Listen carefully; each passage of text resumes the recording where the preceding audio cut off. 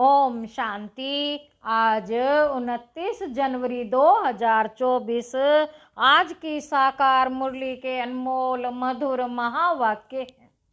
बाबा कहते, मीठे मीठे बच्चे, जैसे बाप तुम्हारा श्रृंगार करते हैं ऐसे तुम्हें भी दूसरों का करना है। सारा दिन सर्विस करो, जो आए उसे समझाओ, फिक्रात की कोई बात ही नहीं। आज की मुरली का प्रश्न है, यह नॉलेज कोटों में कोई ही समझते व धारण करते हैं, ऐसा क्यों? उत्तर है, बाबा कहते, क्योंकि तुम सब नई बातें सुनाते हो। तुम कहते हो परमात्मा बिंदी मिसल है, तो सुनकर ही मूंझ जाते हैं। शास्त्रों में तो ये सब बातें सुनी ही नहीं है। इतना समय जो भक्ति की है, इतना समय जो भक्ति की है वह खींचती है, इसलिए जल्दी समझते नहीं। कोई कोई फिर ऐसे परवाने भी निकलते हैं जो कहते हैं, बाबा हम तो विश्व का मालिक जरूर बनेंगे, हमें ऐसा बाबा मिला, हम छोड़ कैसे सकते हैं। सब कुछ न्योछावर करने की उछल आ जाती है। गीत है, दूर देश के रहने वाले। ओम शांति। बाबा कहते, मीठे मीठे रूहानी बच्चे अच्छी तरह से जानते हैं कि हम मुसाफिर हैं। यह हमारा देश नहीं है। यह बेहद का नाटक बहुत बड़ा मांडवा है। कितनी बड़ी बड़ी बत्तियां हैं, यह सदैव जलती रहती है। आत्मा जानती है हम सब एक्टर्स हैं और नंबर वार अपने पार्ट अनुसार पूरे टाइम पर आते हैं। यहाँ पार्ट बजाने पहले पहले तुम वापस घर जाकर फिर यहाँ आते हो। यह अच्छी तरह से समझने और धारण करने की बात है। बाबा कहते, नाटक के एक्टर होते हैं, अगर एक दो के ऑक्यूपेशन को ना जाने तो उनको क्या कहेंगे। ड्रामा के आदि मध्य अंत को जानने से तुम यह बनते हो, तो यह पढ़ाई सबसे न्यारी हुई। बाप बीज रूप है, नॉलेज फुल है, जैसे वह कॉमन बीज, जैसे वह कॉमन बीज और झाड़ होते हैं। उनको जानते हो ना, पहले पहले छोटे छोटे पत्ते निकलते हैं, फिर बड़े होते होते झाड़ कितना वृद्धि को पाता है। कितना समय लगता है। तुम्हारी बुद्धि में यह ज्ञान है। बाप तो एक ही बार आते हैं। मीठे मीठे बच्चे, यह अनादि अविनाशी ड्रामा है। बाप है स्वर्ग का रचयिता, हेवनली गॉड फादर। हेवन स्थापन करने बाप को आना पड़ता है। गायन भी है, दूर देश का रहने वाला। यह रावण राज्य प्राया है। रावण राज्य में राम को आना है। तुम्हारी बुद्धि में ही ज्ञान है, तुम्हारी बुद्धि में ही ज्ञान है, तो बाप समझाते हैं आत्माओं को ही तुम सब मुसाफिर हो। आत्माओं को कि तुम सब मुसाफिर हो, इकट्ठे तो पार्ट बजाने नहीं आएंगे। तुमको मालूम है सबसे पहले होते हैं देवताएं। उस समय और कोई नहीं थे। बहुत थोड़े होते हैं, फिर वृद्धि को पाते हैं। तुम आत्माएं, शरीर, तुम आत्माओं को अब नॉलेज मिली है। हम बीज और झाड़ के आदि मध्य अंत को जानते हैं। तुम आत्माओं को अब नॉलेज मिली है। हम बीज और झाड़ के आदि मध्य अंत को जानते हैं। बीज ऊपर है, नीचे सारा झाड़ फैला हुआ है। अभी झाड़ पूरा ही जड़ी भूत है। तुम बच्चे इस झाड़ के आदि मध्य अंत को जान गए हो। आगे ऋषि मुनियों से पूछते थे कि रचता और रचना के आदि मध्य अंत को जानते हो, तो नेति नेति कह देते थे, जबकि वह भी नहीं जानते तो परंपरा से कैसे हो सकता है।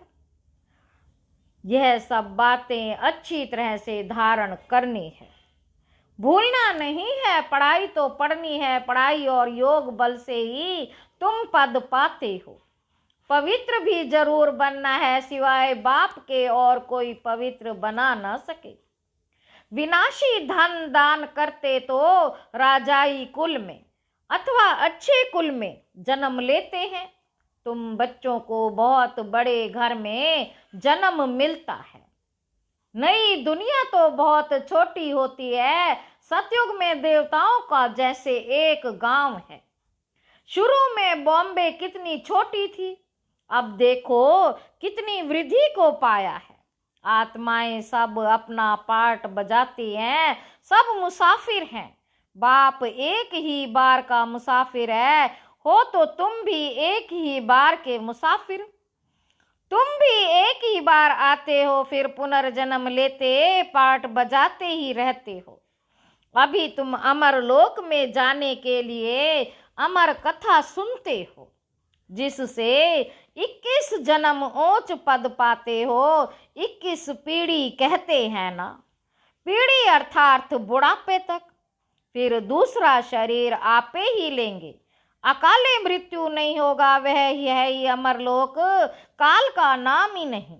अचानक मृत्यु होती नहीं, तुम एक शरीर छोड़ दूसरा लेते हो।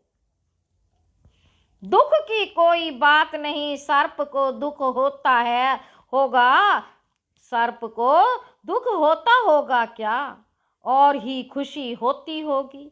अभी तुमको आत्मा का ज्ञान मिलता है, आत्मा ही सब कुछ करती है, आत्मा में ही बुद्धि है, आत्मा में ही बुद्धि है। शरीर तो बिल्कुल अलग है, उनमें आत्मा ना होती शरीर चल ना सके।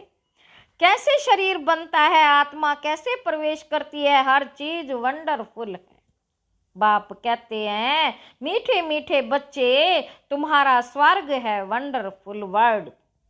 रावण राज्य में 7 वंडर्स दिखाते हैं। राम राज्य में बाप का एक ही वंडर है, स्वर्ग, जो आधा कल्प कायम रहता है। मनुष्यों ने देखा भी नहीं तो भी सबके मुख से स्वर्ग नाम जरूर निकलता है।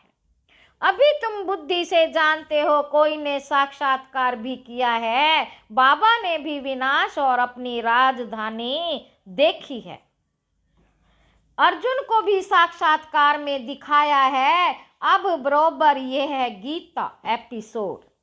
बाबा बतलाते कि बच्चे, यह है पुरुषोत्तम संगम युग, जबकि मैं आकर तुम बच्चों को राजयोग सिखाता हूँ, राजयोग सिखाता हूँ और इतना ऊंच बनाता हूँ, दुनिया में इन बातों को कोई नहीं जानते।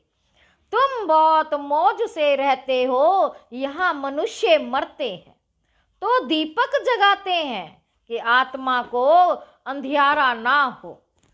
सतयुग में ऐसी बातें नहीं होती।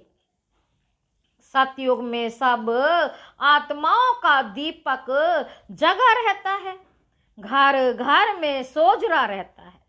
यहाँ फिर मनुष्य घर घर में बत्तियां जलाते हैं। बाप कहते हैं, इन सब बातों को अच्छी तरह से बुद्धि में धारण करना है। बाप और राजधानी को याद करते रहो। बाबा कहते, तुम जानते हो इतना समय हमने राजाई की, जो बहुत समय के बिछड़े हुए हैं, उन्हों से ही बाप बातें करते हैं, पढ़ाते हैं। बच्चे जानते हैं, इस समय की बातों के ही त्योहार मनाते हैं। शिव जयंती भारत में ही मनाते हैं। शिव है ऊंचे ते ऊंच भगवान। वह भारत में कैसे आते हैं, उसने खुद बताया है कि मुझे प्रकृति का आधार लेकर आना पड़ता है। तब तो बोलते हैं, नहीं तो बच्चों को ज्ञान श्रृंगार कैसे कराएं। अब तुम्हारा श्रृंगार हो रहा है, तुम फिर दूसरों को करा रहे हो मनुष्य से देवता बनाने का। यह है बहुत सहज, परंतु मनुष्यों की बुद्धि ऐसी डल हो गई है जो कुछ भी समझते ही नहीं। टाइम लेते हैं, तुम प्रदर्शनी में सब बातें समझाते हो, जो आया जैसे समझाया, सब ड्रामा है। फिक्रात की कोई बात नहीं। बच्चे कहते हैं बाबा माथा बहुत मारते हैं। निकलता कोटों में कोई है सो तो होगा। तुम कहते हो परमात्मा बिंदी है, शास्त्रों में ऐसी बात है नहीं, इसलिए मूंझ पड़ते हैं। तुम भी पहले नहीं मानते थे, कोई कोई को 2 वर्ष भी समझाने में लगे। चले जाते हैं फिर आते हैं, इतना सहज भक्ति छूटती नहीं, वह अपनी ओर खींचती है। इतनी सहज भक्ति छूटती नहीं, वह अपनी ओर खींचती है। यह भी ड्रामा में पार्ट है, सिवाय तुम ब्राह्मणों के और कोई नहीं जानते। विराट रूप का भी अर्थ समझा है। यह है तुम्हारी बाजोली। तुम चक्र लगाते हो, इनको विराट नाटक कहा जाता है। इनका भी तुमको ज्ञान है। उन कॉलेजों में तो क्या क्या पढ़ते रहते हैं, यहाँ वह बात नहीं। साइंस वृद्धि को पाती रहती है, उससे विनाश होना है।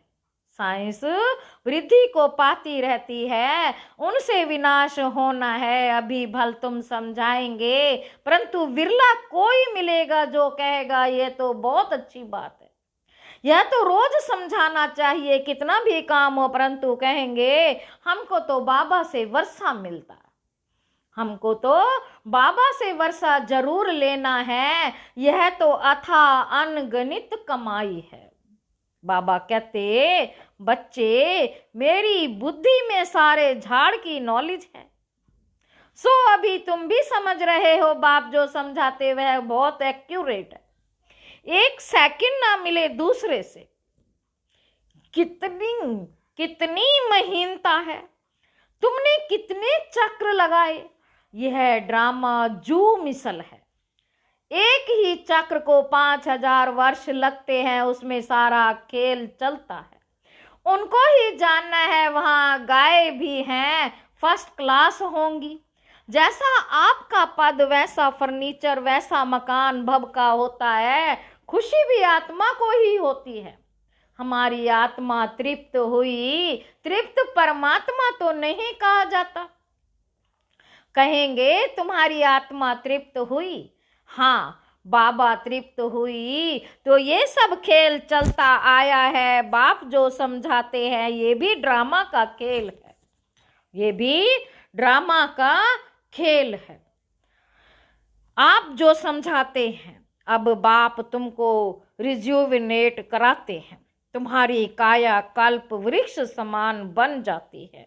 नाम ही है अमर लोक, आत्मा भी अमर है, काल खा न सके। बाबा तुम्हारी आत्माओं से बातें करते हैं।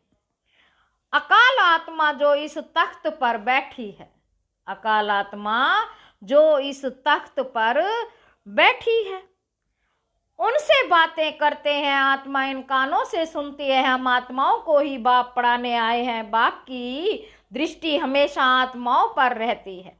तुमको भी बाप की दृष्टि रखो, तुमको भी बाप समझाते हैं हमेशा भाई भाई की दृष्टि रखो। भाई से हम बातें करते हैं, फिर क्रिमिनल दृष्टि ना जाए। यह प्रैक्टिस बहुत अच्छी चाहिए। हम आत्माएं, हमने इतने जन्म ले पाठ बजाया है, हम पुण्य आत्मा थे, हम ही पवित्र आत्मा बने हैं। सोने में ही खाद पड़ती है। जो आत्माएं पिछाड़ी को आएंगी उनको क्या कहेंगे? कुछ % सोने का होगा, भल पवित्र होकर जाते हैं, परंतु पावर तो कम है ना। 1-2 जन्म करके लिया, इससे क्या हुआ? बाबा जो मुरली चलाते हैं वह है खजाना। जब तक बाप दे तब तक तुम बाप को याद करते रहो। याद से ही तुम एवर हेल्दी बनते हो। चुप होकर बैठने से भी बहुत फायदा है। मन मना भाव, इसका अर्थ भी कोई नहीं जानते। बाप ही हर बात का अर्थ समझाते हैं। यहाँ तो है अनर्थ, सबसे बड़ा अनर्थ है एक दो पर काम कटारी चलाना, जिससे आदि मध्य अंत दुख पाते हैं। सबसे अच्छी हिंसा यह है, इसलिए इनको नरक कहा जाता है। स्वर्ग और नरक का भी कोई अर्थ नहीं समझते, वह है नंबर 1 नरक है। नंबर लास्ट, तुम जानते हो हम इस विश्व नाटक के एक्टर्स हैं। तुम नेति नेति नहीं कहेंगे, तुम श्रीमत से कितने अच्छे चित्र बनाते हो, जो मनुष्य देखते ही खुश हो जाए, सहज ही समझ जाए यह चित्र बनाना भी ड्रामा में नोंद है। पिछाड़ी को तुम याद में ही रहेंगे, सृष्टि चक्र भी बुद्धि में आ जाएगा। नई दुनिया कौन बनाता और पुरानी दुनिया कौन बनाते हैं, यह सब तुम ही जानते हो। सत्तो रज्जो तमो में सबको आना ही है। अभी है कलयुग, यह किसी को पता नहीं कि बाप आकर हमको स्वर्ग का मालिक बनाएंगे, किसके ख्याल में भी नहीं आता।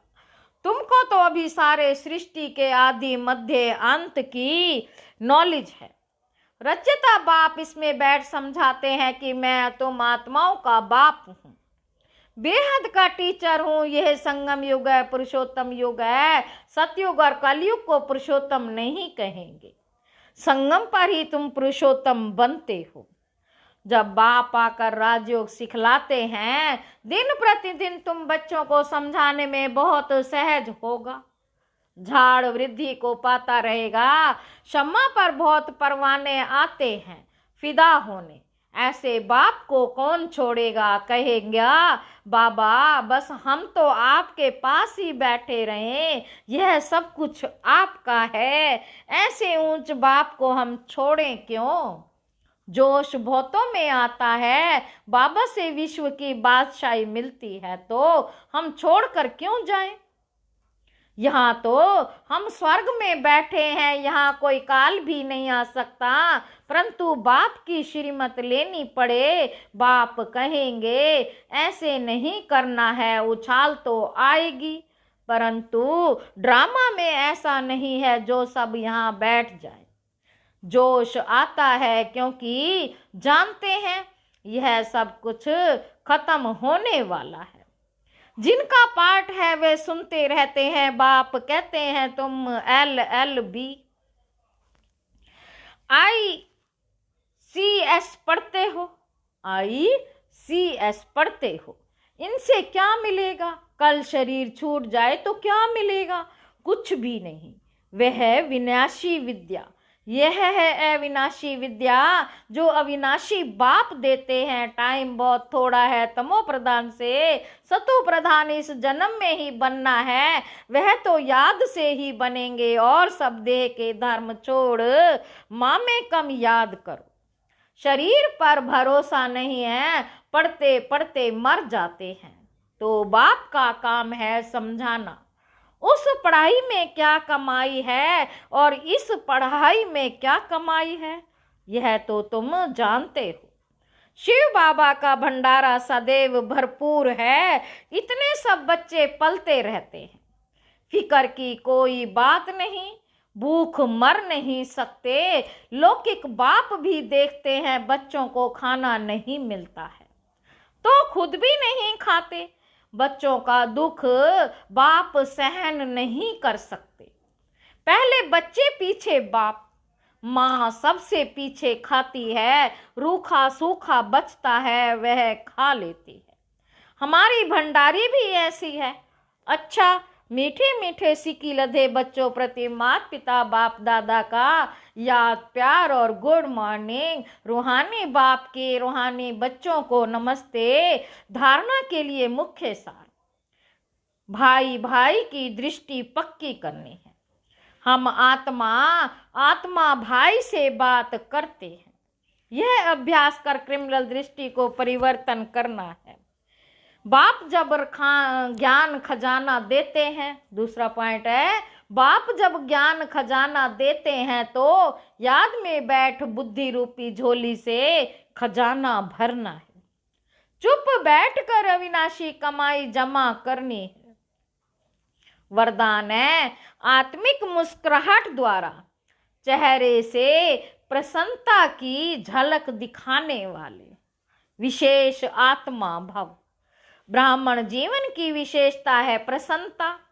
ब्राह्मण जीवन की विशेषता है प्रसन्नता। प्रसन्नता अर्थात आत्मिक मुस्कुराहट, जोर जोर से हंसना नहीं लेकिन मुस्कुराना। चाहे कोई गाली भी दे रहे हो तो भी आपके चेहरे पर दुख की लहर नहीं आए। सदा प्रसन्न चित्त। यह नहीं सोचो कि उसने 1 घंटा बोला, मैंने तो सिर्फ 1 सेकंड बोला। सेकंड भी बोला या सोचा, शक्ल पर अप्रसन्नता आई तो फेल हो जाएंगे। 1 घंटा सहन किया, फिर गुब्बारे से गैस निकल गई। श्रेष्ठ जीवन के लक्ष्य वाली विशेष आत्मा ऐसे गैस के गुब्बारे नहीं बनती। स्लोगन है शीतल काया वाले योगी स्वयं शीतल बन दूसरों को शीतल दृष्टि से निहाल करते हैं। ओम शांति।